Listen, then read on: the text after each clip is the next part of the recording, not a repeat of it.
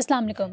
Programme the journalist cut में मैं हूँ रईसा फ़ातिमा और मेरे साथ हैं सीनियर सहाफ़ी और तज्ज़ियाकार सजाद अनवर साहब। अस्सलाम वालेकुम। जी, वालेकुम अस्सलाम। सर, मोहसिन नकवी साहब और डीजीआईएसपीआर की कल की बातों पर तबसरा करते हुए आपने कहा कि ये मामला आगे नहीं बढ़ेगा और सियासी जमातें इसको मिलकर रेज़िस्ट करेंगी, और ऐसा ही हुआ। अब तो नून लीग ने भी एस्टेब्लिशमेंट के साथ सेम पेज को फाड़ कर वो एक तरह से खुलकर सामने आ गई है, हालाँकि वो पीछे छुपी रहती थी हमेशा। राना सनाउल्लाह साहब का कहना था कि उन्होंने मोहसिन नकवी साहब को मुखातिब करते हुए कहा कि जिस सिस्टम को तुम मुर्दा कह रहे हो, तुम इसी सिस्टम ने 30 साल का सफ़र तुम्हें 3 सालों में तय करवाया है।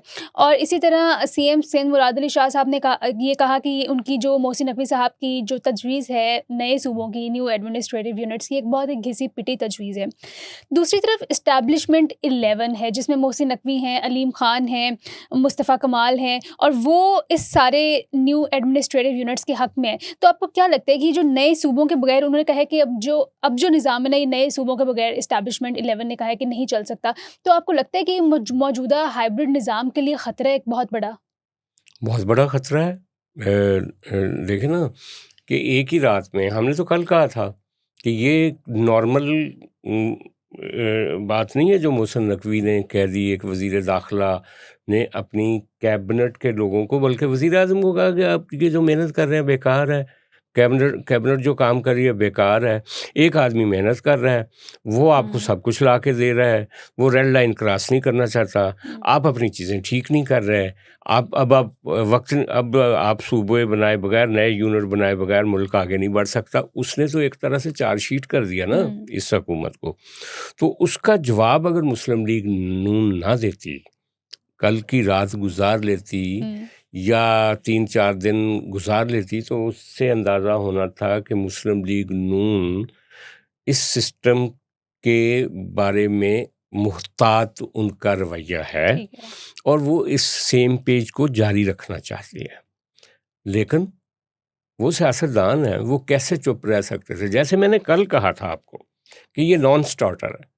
उसके ऊपर जितना रद्द-ए-अमल आया है मुस्लिम लीग नून की तरफ से, जो ख्वाजा आसिफ साहब ने इंटरव्यू दिया कल, और जो राना साहब ने गुफ्तगू की, या जो दूसरे लोग उनके मुस्लिम लीग नून के लोग गुफ्तगू कर रहे हैं, उससे तो साफ नज़र आ रहा है कि अगर एस्टेब्लिशमेंट का यही एजेंडा है जो मोहसिन नकवी साहब ने और डीजीआईएसपीआर साहब ने दिया है, तो उस एजेंडे के साथ मुस्लिम लीग नून एग्री नहीं करती, वाज़ेह लफ्ज़ों। पीपल्स पार्टी तो खैर पहले से ही नहीं एग्री करती। तो सेम पेज तो बिल्कुल फट गया है रात। अब इस सेम पेज को दोबारा से जोड़ के किसी उससे ग्लू के साथ कितने दिन रखा जा सकता है? तो ये अब आर्जी बंदोबस्त होगा। ठीक है। आर्जी बंदोबस्त इसलिए होगा कि जैसे मियाँ बीवी एक दूसरे को नापसंद करते हुए बच्चों की वजह से साथ रहते हैं ना, ये अब आज के बाद का जो साथ है मुस्लिम लीग नून का और एस्टेब्लिशमेंट का, वो यही इसी तरह का एक मजबूरी का साथ होगा। वो जो एक एंथुसियाज्म था ना कि वज़ीर आज़म चीफ ऑफ डिफेंस फोर्स की तारीफ़ कर रहे हैं हर मरहले पे, और चीफ ऑफ डिफेंस फोर्स हुकूमत की तारीफ़ कर रहे हैं, और डीजीआईएसपीआर हुकूमत की तारीफ़ कर रहे हैं कि हम तो प्राइम मिनिस्टर के जो ऑर्डर्स हैं उनके मुताबिक ये सारा कुछ कर। वो एंथुसियाज्म आज से समझें कि वो ख़त्म। और आपने बात की एस्टेब्लिशमेंट 11 की। एस्टेब्लिशमेंट 11 के तो अभी बहुत सारे खिलाड़ी खामोश हैं। फैसल वोडा अभी तक मार्केट में नहीं आए। उनकी धुआंधार तकरीर आप एक्सपेक्ट करें आने वाले दिनों में, जो कि वो मुस्लिम लीग नून पे, या बल्कि मुस्लिम लीग नून पे ही वो तीर चलाएंगे ज़्यादा। अब देखो, इसमें एक टेक्निकल मामला है। टेक्निकल मामला ये है कि फैसल वोडा पीपल्स पार्टी और एमक्यूएम के वोटों से जीता हुआ है। वो कोशिश करता है कि पीपल्स पार्टी के खिलाफ बात ना करे, लेकिन अब शायद उसको करनी पड़ेगी। मोहसिन नकवी, जिसको जरदारी साहब का बेटा करार दिया जा रहा था, अब वो चूँकि चीफ ऑफ डिफेंस फोर्स के इंतहाई करीब समझे जाते हैं और वो ताकत की अलामत समझे जाते हैं, वो भी एक मौके पे पीपल्स पार्टी के ख़िलाफ़ खड़े होंगे। तो जो मैं देख रहा हूँ ना, जो एस्टेब्लिशमेंट 11 है डीजीआईएसपीआर साहब के अलावा, उसमें होंगे मोहसिन नकवी, फैसल वोडा, अलीम खान साहब, मुस्तफ़ा कमाल, खालिद मकबूल और इस तरह के और बहुत सारे लोग। जबकि इधर मुस्लिम लीग नून की तरफ से बहुत सारे लोग अभी भी सामने आए हैं, कुछ लोग और सामने आएंगे। अपना बहुत सारे जो उनके बागी टाइप लोग हैं जिनको खामोश करवाया गया था, वो सारे बोलना शुरू कर देंगे। पीपल्स पार्टी ने शेरी रहमान को से कल शेरी रहमान ने गुफ्तगू की, आज मतलब जो चीफ मिनिस्टर सिंध हैं उन्होंने गुफ्तगू की, सईद गनी साहब ने प्रेस कॉन्फ्रेंस कर दी। तो अब इससे ज़्यादा ये लड़ाई जो है और क्या हो सकती है? बिल्कुल लड़ाई तो खुल के सामने आ गई। ठीक है।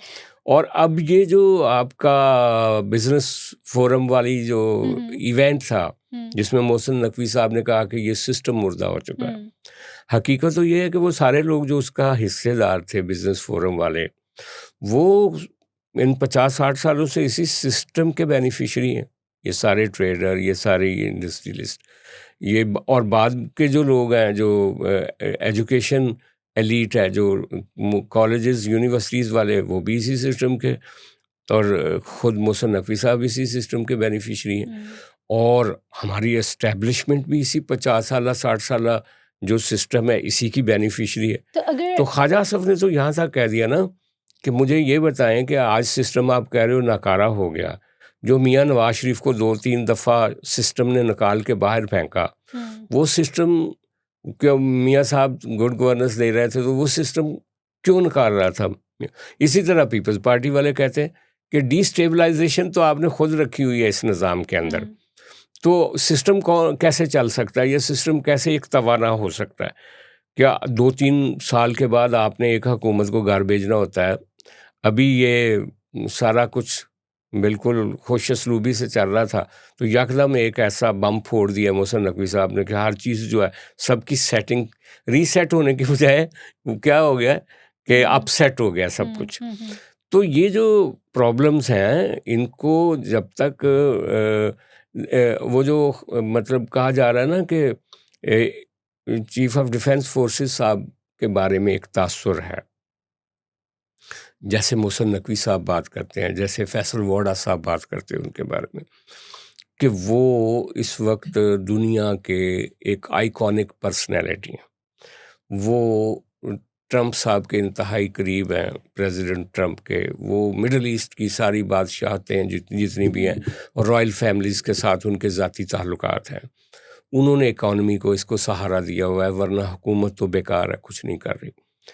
तो ये जो ओरा है चीफ ऑफ डिफेंस फोर्सेस का, और जिस तरह से इंडिया के साथ जंग जीती है और फिर उसके साथ मिलिट्री की एक रिस्ट्रक्चरिंग कर दी गई है और उनको सारी फोर्सेस का हेड बना दिया गया है, तो ये जो ओरा है वो क्या खामोश हो जाएंगे इन मुस्लिम लीग नून के लोगों की रिजाइनमेंट के बाद या पीपल्स पार्टी की मुखालफत के बाद? वो तो कहते हैं जी कि हम तो ये मुल्क को अब ठीक करके छोड़ेंगे। अच्छा, आप जो कह रहे हैं कि ये सब इसी सिस्टम के बेनिफिशरीज़ हैं, एस्टैब्लिशमेंट खुद इसी सिस्टम की बेनिफिशरी है, तो फिर ये आखिरकार इस बने बनाए निज़ाम को तोड़ना क्यों चाहते हैं? फॉर एग्जांपल जैसे ख्वाजा आसिफ साहब ने कहा कि इस हाइब्रिड निज़ाम में ही कामयाबी है और जो लोग मैटर करते हैं, फॉर एग्जांपल सदर आसिफ अली जरदारी साहब, शहबाज शरीफ साहब और ख़ुद CDF आसिम मुनीर साहब, तो वो इस मामले को मिलकर रिजॉल्व कर लेंगे। तो क्या आपको लगता है कि मामला आने वाले दिनों में रिजॉल्व हो जाएगा? देखें, ये जो तीनों कड़ियाँ हैं ना इस हुकूमत की, पीपल्स पार्टी, मुस्लिम लीग नून और एस्टैब्लिशमेंट, इनमें से एक कड़ी भी निकलती है तो ये सिस्टम कोलैप्स कर जाएगा। अच्छा। ये तो सीधी सीधी बात है। और अगर 2 कड़ियाँ निकल जाती हैं तो बिल्कुल कोलैप्स कर जाएगा। जैसा मैंने कल कहा था कि फिर लड़ाई बिल्कुल दू बदू शुरू हो जाएगी। किसी ओहदेदार को कहा जाएगा कि आप इस्तीफ़ा दे दें, किसी को कहा जाएगा कि आप असेंबलियाँ तोड़ दें, किसी को कहा जाएगा कि कौमी हुकूमत की रेजोल्यूशन बनाएं और एक नई हुकूमत इंटरम कोई गवर्नमेंट लॉन्ग टर्म बना दें। जैसे पिछली दफ़ा एक इंटरम गवर्नमेंट जो थी वो आपने 1.5 साल तक चलाई थी, तो अब 3 साल के लिए एक इंटरम गवर्नमेंट के लिए कोई कोशिश की जाए, कुछ भी करने की कोशिश की जाएगी। क्योंकि ये जो लड़ाई है, या तो ये क्या कहते होते हैं कि ज़हानत प्रिवेल करे और ये तीनों लोग मिल के इस मामले को हल कर लें, और जो कुछ एस्टैब्लिशमेंट को बताएं कि ये पॉसिबिलिटी है हमारे लिए, ये हमारी भी रेड लाइन है, नहीं कर सकते। एस्टैब्लिशमेंट उनकी बात मान ले, ये एस्टैब्लिशमेंट की बात मान ले तो कुछ मामला हो जाए, लेकिन उसके चांसेस कम हैं। वजह यह है कि जो आसिम मुनीर साहब और उनकी टीम का ख्याल ये है कि ये एक यूनिक अपॉर्चुनिटी है उनके पास। इंडिया को शिकस्त दी है, अमेरिका हमारे साथ खड़ा है, अरब मुल्क हमारे साथ खड़े हैं, चीन के साथ शानदार ताल्लुकात हैं। इस मौके पे भी अगर आपने CDF साहब की शख्सियत के ज़रिए मुल्क की किस्मत तब्दील ना की तो फिर कब करेंगे? उनका ये तसव्वुर है। उसी वजह से यही वजह है बुनियादी कि जिसके नतीजे में ये सारी गुफ्तगू हो रही है। मोहसिन नकवी साहब गुफ्तगू कर रहे हैं, DGI इश्तियाक साहब ने जो कहा है एलीट, और एलीट का मतलब पॉलिटिकल पार्टियां, और उन्होंने कहा है एक ही ख़ानदान जो है बार बार आ रहा है पिछले अरसे से। जिस तरह से उन्होंने मौलाना फजलुर रहमान इनडायरेक्टली मुस्लिम लीग नून और पीपल्स पार्टी को इनडायरेक्टली एक तरह से उनकी सियासत को तनकीद की है। अब देखें ना कि किसी भी सरकारी महकमे का कोई अफसर इस तरह से बात कर सकता है? नहीं कर सकता। तो ये एक्स्ट्रा ऑर्डनरी सूरत हाल है, ये ऑर्डिनरी सूरत हाल नहीं है इस वक्त। और इस मौके पे वो क्यों मसालहत करेंगे? उनका ख्याल है कि फॉर्म 47 पे तो मुस्लिम लीग नून बैठी हुई है हमारे साथ, हमने खुद बैसाखियाँ दे के इनको बिठाया हुआ है, पीपल्स पार्टी को तो सिंध में हम फिक्स कर देंगे। तो ये कैसे हमारे इस ग्रैंड प्लान के सामने रुकावट डाल सकते हैं? वैसे आपको लगता है ये लोग इस्टेब्लिशमेंट अपनी डिवाइड एंड रूल की पॉलिसी पर मुकम्मल तौर पर अमल दरामद कर पाएगी? क्योंकि सुनने में यही आया है, तज्ज़ियाकार यही कह रहे हैं कि पीपल्स पार्टी से अलग बात की जा रही है, मुस्लिम लीग नून से अलग बात की जा रही है। इस्टेब्लिशमेंट नहीं चाहती कि दोनों जमातें इकट्ठी हों, और हम जो आजकल देख रहे हैं दोनों जमातों के आपस में एक दूसरे के अगेंस्ट बयानात, वो तो पहले ही इकट्ठी नहीं है, उनके पहले मसाइल चल रहे हैं। तो आपको लगता है कि उनकी डिवाइड एंड रूल वाली पॉलिसी कामयाब हो जाएगी और वो अपने बहुत सारे मैक्सिमम जितने अपने फ़वाइद या मफाद पूरे करवा सकते हैं तो करवा लेंगे?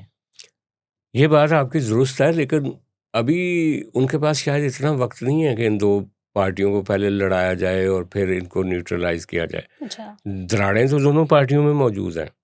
जैसे पीपल्स पार्टी सिंध में कहती है, मैं CM साहब को सुन रहा था, मुराद अली शाह, वो कह रहे थे जनाब कि सबसे पहली करारदाद तो पंजाब असेंबली ने पास की हुई है, सराइकी सूबे की और मुल्तान है उसकी, भावलपुर सूबे की, उस पर तो अमल दरामद करें। वो बॉल फेंक रहे हैं पंजाब की तरफ।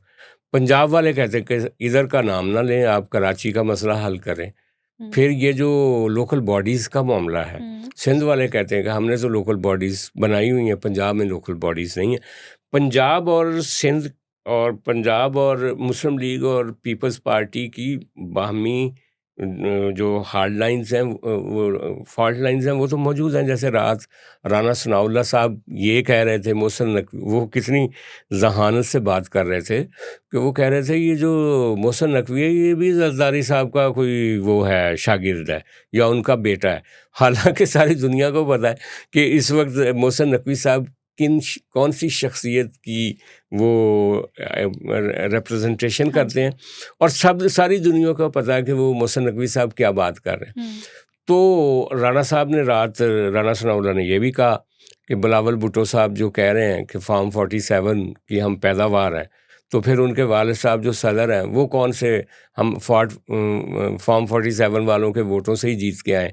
लड़ाई तो उनकी है, लेकिन अब मुझे लगता है कि ये जो एस्टेब्लिशमेंट की ख्वाहिश थी रिफॉर्म्स की, नए सूबे बनाने की, इकॉनमी को ठीक करने की, और ये जो आपकी निचली सतह पे जो इख्तियारात की मुंतकली की और लोकल बॉडीज़ की या दूसरे जो आइडियाज़ हैं उनके, वो आइडियाज़ अपनी जगह पे अच्छे आइडियाज़ हैं, उनमें से कुछ के ऊपर काम होना चाहिए, लेकिन सियासतदानों ने उसको सिविल मिलिट्री लड़ाई में बदल दिया है रात से।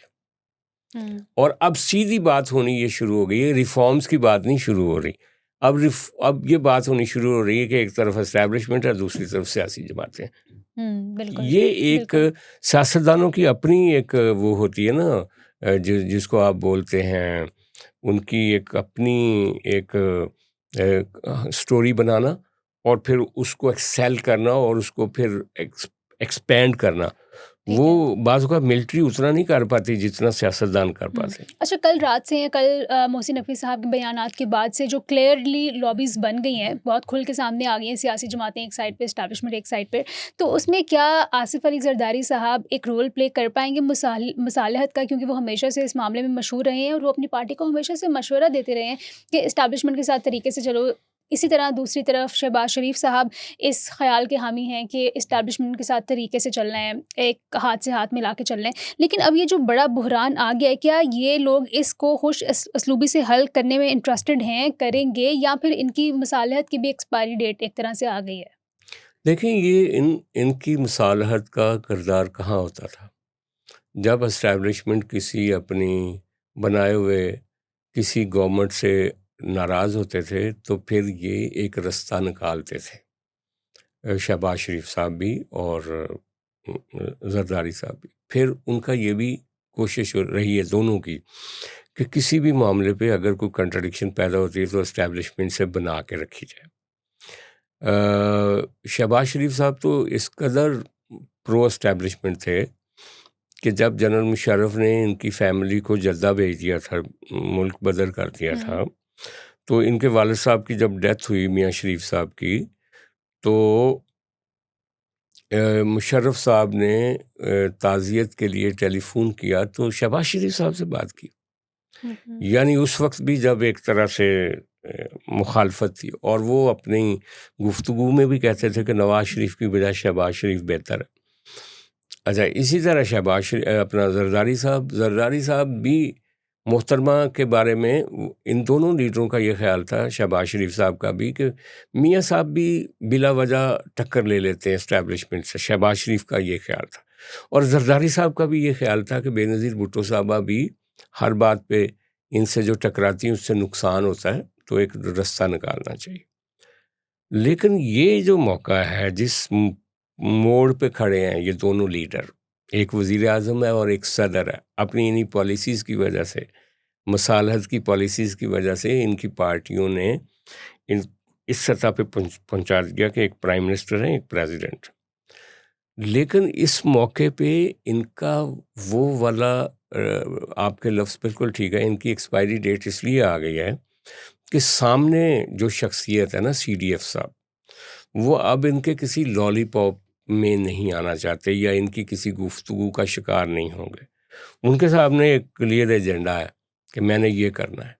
अब वो इनकी तो बात नहीं मानेंगे। अगर वो उनका जो क्लियर एजेंडा है वो उसको पूरा कर सकेंगे या नहीं कर सकेंगे, लड़ाई तो ये नहीं रोक सकेंगे, ना ज़रदारी साहब रोक सकेंगे, ना शहबाज शरीफ साहब रोक सकेंगे। अच्छा, तो मैं नजम सेठी साहब को सुन रही थी और उनके अलावा कुछ और भी तज्ज़ियाकारों का यह ख़्याल है कि सूबों की तजवीज़ पर शायद इस्टेब्लिशमेंट गौर कर ले, कॉम्प्रोमाइज़ कर ले, और जो मामला जहाँ पे जाके सेटल होगा वो नए नहरों के मामले पर और NFC की डिवीज़न के मामले पर और शोलिस्तान प्रोजेक्ट के मामले पर वो मामला सेटल करने की कोशिश करेंगे अगर पीपल्स पार्टी रज़ामंद हो जाती है। तो आपको लगता है कि ऐसा कोई बीच का रास्ता निकल आता है कि फिर एडमिनिस्ट्रेटिव यूनिट्स की बात भूल जाएँ, इस्टेब्लिशमेंट भी भूल जाए? देखिए, ये जो नहरी नई नहरें हुँ, और चूलिस्तान का प्रोजेक्ट, हुँ, उसमें उस वक्त भी अफवाहें उड़ाई गई थी 2 साल 1.5 साल पहले कि जरदारी साहब तो एग्रीमेंट में हैं कि कर बना लें नहरें और बना लें चूलिस्तान का प्रोजेक्ट। लेकिन इस्टेब्लिशमेंट का ये ख्याल था कि जो सिंध के लोग खड़े हो गए तो जरदारी साहब एक साइड पे फिर हो गए, अपनी बात से पीछे हट गए। हालांकि पीपल्स पार्टी कहती है कि हमने पहले दिन से ही इसके खिलाफ एक मौक़िफ़ था हमारा, हमने कभी किसी भी जगह पे कोई एग्रीमेंट नहीं किया इन सारी चीज़ों के ऊपर।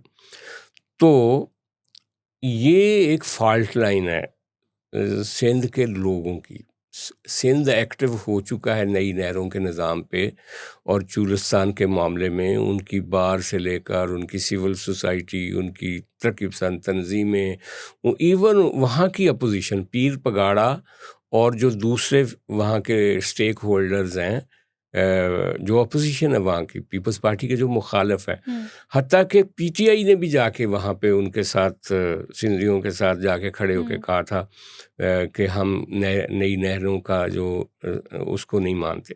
तो इसलिए मुझे लगता है कि ये सूबों से भी ज़्यादा मुश्किल काम है। अच्छा। ये जो नई नहरें, और इसलिए मुझे नहीं लगता कि नजम सेठी साहब किस बहाव में कह गए।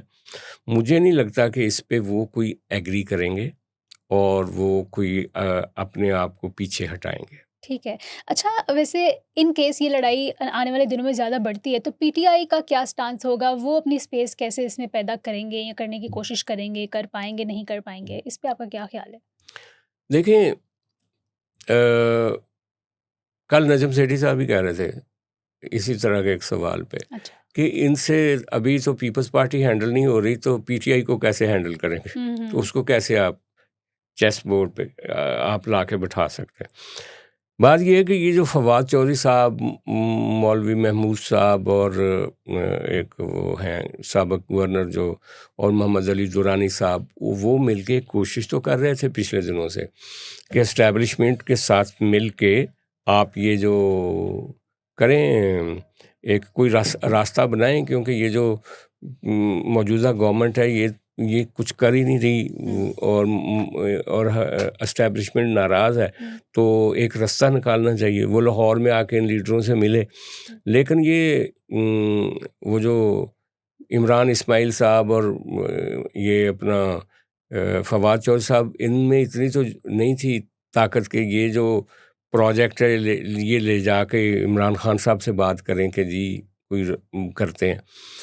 तो मुझे नहीं लगता कि एस्टैब्लिशमेंट ज़्यादा प्रॉब्लमेटिक पार्टी के पास जाएगी, क्योंकि जो अभी ताज़ा उनकी लड़ाई चल रही है, अभी भी जो उनके हमायती मिलिट्री के बारे में जिस तरह की बातें कर रहे हैं, कश्मीर में जो मामलात हैं वहाँ पे उसके बारे में जो गुफ्तगू हो रही है, तो वैसे तो कुछ कहा नहीं जा सकता, लेकिन इसके लिए ज़रूरी है कि सीडीएफ अपने तौर पे फैसला करें कि मैं पीटीआई को ऑन बोर्ड लेना है, या इमरान खान साहब जेल में बैठे कोई फैसला करें कि मैंने सीडीएफ की तरफ हाथ बढ़ाना। अच्छा, तो ये मुझे काफ़ी मुश्किल काम लग अच्छा, रहा है। वैसे इन केस फिर मैं यही बात करूँगी कि डेडलॉक या लड़ाई बरकरार रहती है तो मैक्सिमम हम क्या एक्सपेक्ट कर सकते हैं? क्योंकि क्या हम एक्सपेक्ट कर सकते हैं कि सीडीएफ आसिम मुनीर साहब अपनी रेड लाइन क्रॉस करेंगे, जिसका जिक्र कल मोहसिन नकवी साहब कर रहे थे? हाँ, मोहसिन नकवी साहब ने कहा था ना कि आप शुक्र करें कि वो अपनी रेड लाइन क्रॉस नहीं कर रहे हैं। हाँ, वो क्या शुक्र था? लेकिन रेड लाइंस तो काफ़ी क्रॉस हो चुकी हैं ना। जब फ़र्ज़ करें कि आपके मसल्ह अफ़वाज के अदारे के एक जो ज़िम्मेदार आदमी वो कहते हैं कि ये जो डेमोक्रेसी है ये ड्रामा है, ये फैमिलीज़ आ जाती हैं, और ये जो एलीट है, ये जो सरदार हैं, ये जो फलाने हैं, ये जो उनका एक पूरा पुराना ये नैरेटिव है हमारी इस्टेब्लिशमेंट का। उनका कहना है कि जनाब ये जो पॉलिटिकल एलीट है ना, ये लोगों तक समरात नहीं पहुंचने देती जो हुकूमत के, या जो ये हमारी मिडिल क्लास का भी है कि सारा लुट के सियासतदान खा जाते हैं, थले कुछ नहीं आंदा। तो उसकी फिर ये भी देखा जाता है ना कि जो पैरेलल मसाले हैं वो क्या हैं। आपने कोई 30 साल मार्शल लॉ रहा है, तो उस वक्त कोई नीचे तक लोगों तक क्या पहुंचा है।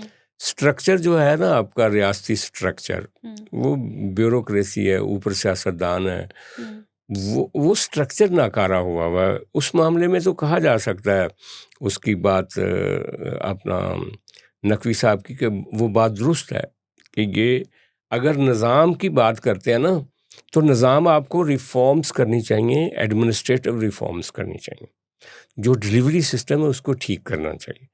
उसके लिए कितने यूनिट हैं कितने यूनिट नहीं हैं वो ज़रूरी नहीं है, उसके लिए नहरें निकलनी हैं नहीं निकलनी वो ज़रूरी नहीं है, उसके लिए SIFC ज़रूरी नहीं है। वो रिफॉर्म्स जो हैं एडमिनिस्ट्रेटिव रिफॉर्म्स वो करनी चाहिए। हमारे जो अफसरान हैं उनकी ओरिएंटेशन बदलने की ज़रूरत है कि वो हम पे हुक्मरानी नहीं करता DC कमिश्नर AC, बल्कि वो हमें सर्विस देता है। पुलिस हमारी हिफाजत के लिए है, हमें डंडा मारने के लिए नहीं है। ये ओरिएंटेशन जब बदली जाएगी ना, तो फिर डिलीवरी होगी। हम्म, अदरवाइज ऊपर आप किसी को भी बिठा दें ला के, नीचे अगर आपका स्ट्रक्चर यही है गोरे वाला कि रूल करना है, हुक्मरानी करनी है डंडे के जोर पे, बिल्कुल सही। और सियासतदानों से ज़्यादा ताकत तो सरकारी महकमों के पास है। अब देखें ना, मिलिट्री के पास जो ताकत है वो सियासतदानों के पास है। इसी तरह सियासतदान जब ये देखें ना, आपके स्पीकर पंजाब असेंबली उनके लिए एक डीपीओ ने जीना हराम कर दिया था वहाँ पे कसूर में। तो इसलिए ये सिस्टम जो आपका है ना, एडमिनिस्ट्रेटिव निज़ाम, उसको तब्दील करने की ज़रूरत है। उसके लिए मरियम साहबा को, बिलावल भुट्टो को, सियासी जमातों को भी रोल प्ले करना चाहिए, और पाकिस्तान के वसी तर मुफाद में और अवाम के वसी तर मुफाद में इस्टेब्लिशमेंट को भी पुश करना चाहिए कि इस स्ट्रक्चर को बदला जाए। लेकिन बदकिस्मती ये है कि जितने भी कमीशन बने, वो जो एनआरबी बना था, नेशनल रिकन्स्ट्रक्शन ब्यूरो, जिसने ज़िली नाज़म और फलाना फलाना और डीसीओ और डीपीओ ये नाम बदल दिए थे अफसरों के, काम तो नहीं बदला था किसी का भी। अच्छा, कश्मीर में आज लास्टली हम इस पर बात करेंगे। कश्मीर में आज सेकेंड राउंड के इलेक्शंस हैं। मुजफ्फराबाद में हमने देखा कि बिलावल भुट्टो जरदारी साहब ने बहुत एफर्ट पुट की, वहाँ पे जलसे किए, लोगों को मोबिलाइज़ किया, लेकिन मुजफ्फराबाद में हमने पीएमएलएन को कोई बड़ा जलसा करते हुए नहीं देखा। तो आपको क्या नताइज आते हुए नज़र आ रहे हैं मुजफ्फराबाद से? मुजफ्फराबाद में जो खुद राना सनाउल्लाह साहब कह रहे थे, मुजफ्फराबाद डिवीज़न की बात कर रहे थे कि वहाँ पे थोड़ा पीपल्स पार्टी को एज हासिल है। वो कितना है वो तो शाम तक ही पता चलेगा। लेकिन मैं बिलावल भुट्टो साहब की ये क्लिप अभी हम देखने वालों को भी दिखाते हैं। वो देख रहा था जिस तरीके से कश्मीरी ख़वातीन वो बिलावल भुट्टो के साथ एक अपना वो कर रही थी ना, अजहार एक वारफ्तगी से उसको वेलकम कर रही थी। तो मैंने कहा कि ये कश्मीर है जहाँ पे आप रावला कोट की घाटी पे ये इस तरह का प्रॉब्लम है, तो दूसरी तरफ ये हमारे सियासतदान बिलावल भुट्टो, मरियम साहबा, मियाँ नवाज शरीफ जब वहाँ जाते हैं तो लोग इनसे प्यार भी करते हैं। तो इन सियासतदानों को रियासत को चाहिए ताकत दे, ताकि लोगों को, कश्मीर के लोगों को साथ इसी मोहब्बत के साथ लेकर चला जाए। अब यही वीडियो ही देख लें आप, ये वीडियो किसी नेशनल टेलीविज़न ने नहीं दिखाई। हालांकि ये वीडियो जो थी इसके अंदर एक मैसेज था, सॉफ्ट इमेज जाता है, एक सॉफ्ट इमेज जाता है।